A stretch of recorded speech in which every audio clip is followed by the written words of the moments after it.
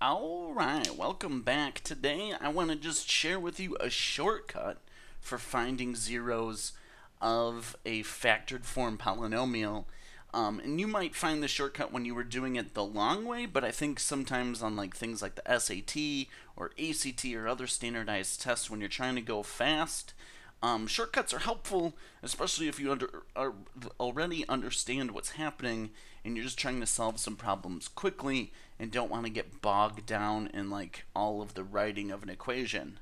So to find zeros in this shortcut way, we're simply going to be taking the opposite of the number, because that's what happens when we move it to the other side to get x alone.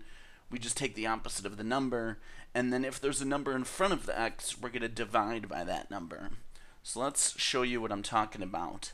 In x plus 8, we just take the opposite of the plus 8 to get our 0. The opposite of plus 8 is negative 8 or minus 8. And that's our 0. That's one of the answers. And we're ready for the next 0, which the next factor is x minus 1, and the opposite of minus 1 is plus 1 or positive 1 or just 1. And that's our other 0. Now, coming to 2x minus 5, this gets a little bit trickier because there's this 2 in front of the x. And now if you remember, when we're solving this equation, we end up dividing by this 2. We're doing the opposite of that multiplication on that x to get x alone. So what we're going to do is we're going to still do the opposite of that multiplication, which is division. We're just going to divide this number, or the opposite of that number rather, to get the 0. So the opposite of minus 5 is positive 5, and then we divide by 2 to get our answer. And so 5 halves is a 0, is the next 0 in line.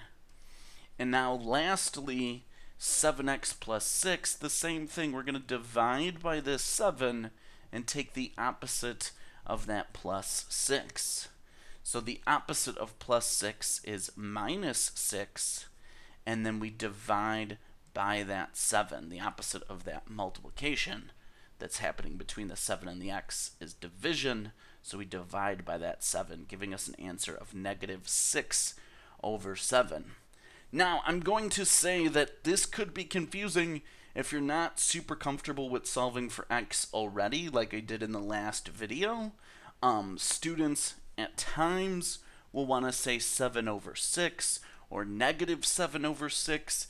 We got to make sure that we get the order down. It's always the number that's on that x is doing the dividing. That goes in the bottom of that denominator. So this is not good. These are not the same thing. So don't do that.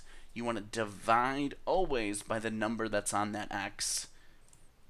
And if there's not a number on that x, like x plus 8 or x minus 1, you don't have to worry about dividing then. So opposite of the number you're adding and subtracting, divide by the number on the x. And it's a quick way to get your zeros without doing a whole lot of math. Quick little shortcut to get you there faster. Hope this helps.